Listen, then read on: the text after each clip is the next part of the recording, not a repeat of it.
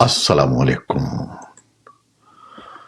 آج جمعہ ہے، اپریل کی 26 تاریخ۔ پاکستان میں اس وقت شام کے 7، بھارت میں 7:30، اور یہاں ہمارے اسٹوڈیوز کی گھڑیوں میں صبح کے 10 بج رہے ہیں۔ وائس آف امریکہ واشنگٹن کی اردو سروس سے میں ہوں خالد حمید، خبروں کے ایک بلیٹن کے ساتھ۔ امریکہ نے کہا ہے کہ پاکستان امریکہ کا خطے میں بدستور اہم شراکت دار ہے اور واشنگٹن دو طرفہ تعلقات کو مزید مستحکم کرنے کی کوشش کرے گا۔ محکمہ خارجہ نے اس تاثر کو مسترد کر دیا کہ اس کی طرف سے پاکستان کے بیلسٹک میزائل پروگرام کے بیرونی سپلائرز پر پابندیاں عائد کرنا یہ ظاہر کرتا ہے کہ دونوں ممالک کے درمیان تعلقات کو خراب کرنے والا کوئی معاملہ چل رہا ہے۔ محکمہ خارجہ کے نائب ترجمان ویدانت پٹیل نے ایک بریفنگ کے دوران کہا کہ امریکہ پاکستان کے ساتھ اہم تعلقات کو مزید مستحکم کرنے کی کوشش کرے گا۔ ترجمان نے واشنگٹن کی پاکستان سے متعلق پالیسی کا اعادہ کرتے ہوئے کہا کہ پاکستان خطے میں ہمارے اہم ترین شراکت داروں میں سے ایک ہے۔ ان کے بقول ہمارا پاکستان کی حکومت کے ساتھ بالخصوص سیکیورٹی اور تجارت کے شعبوں میں بہت زیادہ تعاون جاری ہے۔ پاکستان کے تاجروں نے حکومت کو بھارت سمیت تمام پڑوسی ملکوں کے ساتھ دوستی کا ہاتھ بڑھانے کا مشورہ دیا ہے۔ بھارت سے تجارتی تعلقات کی بحالی کا مطالبہ وزیر اعظم شہباز شریف کے بدھ کو دورہ کراچی کے موقع پر سامنے آیا تھا۔ اگرچہ وزیر اعظم نے تاجر رہنما کی اس رائے کا فوری کوئی جواب تو نہیں دیا، لیکن انہوں نے ملکی معیشت کو درپیش چیلنجز سمیت دیگر مسائل کو مل کر حل کرنے کا عزم ظاہر کیا۔ وزیر اعظم کا کہنا تھا کہ تاجر حکومتی سبسڈیز پر انحصار کرنے کے بجائے اپنی مصنوعات میں بہتری لائیں تاکہ عالمی منڈی میں پاکستانی مصنوعات کی مسابقت بڑھے۔ بھارت میں عام انتخابات کے دوسرے مرحلے کا اختتام ہو گیا ہے، جس میں 13 ریاستوں اور وفاق کے زیر انتظام ایک علاقے کی 88 نشستوں پر ووٹنگ ہوئی ہے۔ وزیر اعظم نریندر مودی کے حالیہ متنازع بیان اور 19 اپریل کو انتخابات کے پہلے مرحلے میں کم ووٹنگ ٹرن آؤٹ کے بعد جمعے کی پولنگ کو خصوصی اہمیت دی جا رہی ہے۔ لوک سبھا یعنی ایوان زیریں کی 543 نشستوں کے لیے انتخابات 7 مراحل میں ہوں گے۔ جمعے کو دوسرے مرحلے میں ووٹنگ مکمل ہونے کے بعد 7 مئی کو الیکشن کا تیسرا مرحلہ ہوگا، جس میں 12 ریاستوں کی 94 نشستوں کے لیے ووٹنگ ہوگی۔ ووٹنگ کا آخری مرحلہ 1 جون کو ہوگا اور انتخابی نتائج 4 جون کو متوقع ہیں۔ صدر جو بائیڈن اور 17 دوسرے ملکوں کے رہنما، جن کے شہریوں کے بارے میں سمجھا جاتا ہے کہ وہ حماس کی حراست میں ہیں، عسکریت پسند گروپ سے مطالبہ کر رہے ہیں کہ وہ اسرائیل کے ساتھ جنگ بندی کے ایک مجوزہ معاہدے کو قبول کر لے اور یرغمالیوں کو فوری طور پر رہا کرے۔ وائٹ ہاؤس سے جمعرات کو جاری کردہ ایک بیان میں انہوں نے کہا کہ پیش کیا گیا معاہدہ غزہ میں فوری اور طویل جنگ بندی کا باعث بنے گا، جس سے پورے غزہ میں انسانی ہمدردی کی اضافی ضروری امداد کی فراہمی میں آسانی پیدا ہوگی اور یہ لڑائیوں کے مستند خاتمے کا سبب بنے گا۔ امریکہ کے علاوہ برطانیہ، فرانس، جرمنی، کینیڈا، ڈنمارک اور اسپین سمیت اس بیان میں 17 ملک شامل ہیں۔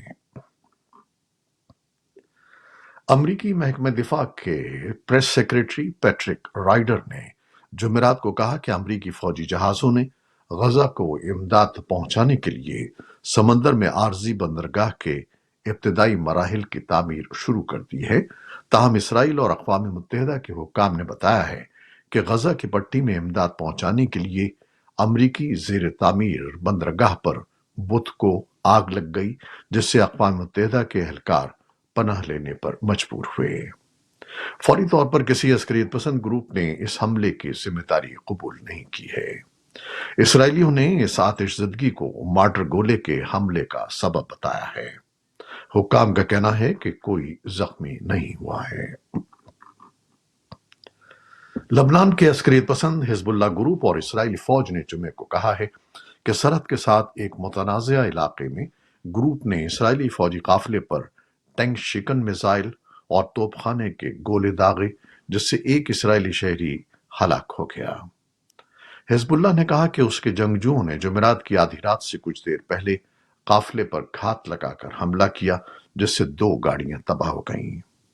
इसराइली फौज का कहना है कि एक इसराइली शहरी जख्मी हुआ जो इंफ्रास्ट्रक्चर का काम कर रहा था और बाद में वो जख्मों की ताब न लाते हुए चल बसा। जुमेरात को फलस्तीनी हुक्काम ने बताया कि गजा की पट्टी के जनूबी शहर रफा पर इसराइली फजाई हमले में कम से कम 5 अफराद हलाक हो गए हैं। वस्ती गजा में इसराइली टैंक की गोलाबारी से 4 अफराद हलाक हुए हैं। मिस्र के 2 ओहदेदारों ने बताया है कि मिस्र ने गजा में हमास के साथ जंगबंदी के माहिदे की सालिसी की उम्मीद के साथ एक आला सतही वफ्द जुमे को इसराइल भेजा है। मिस्र के आला इंटेलिजेंस एहलकार अब्बास कामिल वफ्द की क़यादत कर रहे हैं और गजा में तवील जंगबंदी के लिए इसराइल के साथ एक नए नुक्ता नज़र पर बातचीत का इरादा रखते हैं। मिस्री ओहदेदार ने कहा कि उम्मीद है कि जंग के खात्मे के लिए एक बड़े मुआहदे के हदफ के साथ मुज़ाकरात जारी रहेंगे। उधर हमास ने कहा है कि वो मुस्तकिल जंग बंदी और इसराइली फौज के मुकम्मल इनखला के अपने मुतालबात से पीछे नहीं हटेगी, जिसे इसराइल ने मुस्तरद कर दिया है। इसराइल का कहना है कि वो उस वक्त तक फौजी कार्रवाइयां जारी रखेगा जब तक कि हमास की शिकस्त नहीं हो जाती। एमनेस्टी इंटरनेशनल की सालाना रिपोर्ट में कहा गया है कि अशरों के दौरान बैनुल-अक़वामी क़वानीन की बुनियाद पर वज़ा करदा ज़ाब्ते तबाही के दहाने पर हैं। इन क़वानीन की मुतअद्दिद खिलाफ वर्जियां होती रही हैं और उनमें मज़ीद इजाफा हो रहा है और उसकी सबसे बड़ी वजह बढ़ते हुए मुसल्लह तनाज़ात हैं। एमनेस्टी की सेक्रेटरी जनरल एग्नेस कैलामा ने वॉइस ऑफ अमेरिका को बताया कि खिलाफ वर्जियों का इर्तिकाब करने वाले न सिर्फ बैनुल-अक़वामी कानून से इनराफ करते हैं, बल्कि वो अपने दिफा, नेशनल सिक्योरिटी या इंसदाद दहशतगर्दी के नाम पर उन खिलाफ वर्जियों का जवाब पेश करने की कोशिश करते हैं। एमनेस्टी ने इसराइल और हमास के दरमियान तनाज़े को भी उजागर किया है। चीनी सदर शी जिनपिंग ने अमरीकी वजीर खारजा एंटनी ब्लिंकन से मुलाकात की है और कहा है कि दुनिया की 2 बड़ी मईशतों को हरीफ नहीं शिराकतदार होना चाहिए, लेकिन उन्होंने कहा कि ताल्लुकात में बेहतरी के लिए मुतअद्दिद मसाइल को हल करना होगा। सरकारी नशरियाती इदारे सीसीटीवी के मुताबिक बीजिंग के अजीम हॉल ऑफ द पीपल में ब्लिंकन से मुलाकात करते हुए शी ने कहा कि दोनों ममालिक ने गुज़श्ता साल सदर जो बाइडन से मुलाकात के बाद कुछ मुस्बत पेशरफ्त की है, लेकिन अभी भी मुतअद्दिद मसाइल हैं जिनको हल करने की जरूरत है। एंटनी ब्लिंकन ने नामानिगारों से बात करते हुए कहा कि हमने मसनूई ज़हानत पर अमरीका और चीन के दरमियान पहली बातचीत के इनेकाद पर इत्तेफाक किया है, जो आने वाले हफ्तों में मुनाकिद की जाएगी। ब्लिंकन ने चीन की रूस के साथ हिमायत पर तशवीश का इजहार करते हुए कहा कि यूक्रेन पर मॉस्को का हमला बीजिंग की हिमायत पर मुनहसिर है और उनके ख्याल में रूस चीन की हिमायत के बगैर यूक्रेन पर अपने हमले को बरकरार रखने के लिए जिद्दोजहद करेगा। रूस की तास न्यूज एजेंसी ने वजीर दिफा सरगेई शोइगु के हवाला देते हुए बताया है कि नेटो के फौजियों ने उनकी सरहदों के करीब आकर रूस के लिए इजाफी खतरात पैदा कर दिए हैं, लेकिन मॉस्को की नेटो रियासतों पर हमला करने में कोई फौजी या जोग्राफियाई सियासी दिलचस्पी नहीं है। शोइगु ने अपने बयान में यह भी कहा कि वाशिंगटन जानबूझकर अपने शराकतदारों समेत गैर मामूली दबाव डालकर यूक्रेन के तनाज़े को तूल दे रहा है। हुक्काम ने बताया है कि बर्किना फासो ने बीबीसी और वॉइस ऑफ अमेरिका के रेडियो नेटवर्क्स पर इंसानी हकूक की रिपोर्ट नश्र करने के नतीजे में 15 रोज के लिए नशरियात को मुअत्तल कर दिया है। इस रिपोर्ट में फौज पर इल्जाम लगाया गया है कि वो शहरियों पर हमलों की जिम्मेदार है। कम्युनिकेशन अथॉरिटी ने जुमेरात को देर गए ऐलान किया कि इन दो बैनुल-अक़वामी रेडियो नेटवर्क्स के प्रोग्रामों को 2 हफ्तों के लिए मुअत्तल कर दिया गया है। ऐलान में कहा गया है कि यह फैसला इसलिए किया गया क्योंकि बीबीसी अफ्रीका और वॉइस ऑफ अमेरिका ने इस रिपोर्ट को नश्र किया और अपने डिजिटल प्लेटफॉर्म्स पर भी शाया किया कि बर्किना फासो की फौज शहरी आबादी के खिलाफ बदसलूकी की मुर्तकिब हो रही है। अथॉरिटी ने कहा कि रिपोर्ट में बर्किना की फौज के खिलाफ ठोस सबूत के बगैर जल्दबाजी और जानिबदाराना ऐलानात शामिल हैं। बर्किना फासो ने इस रिपोर्ट पर कोई तबसरा नहीं किया है।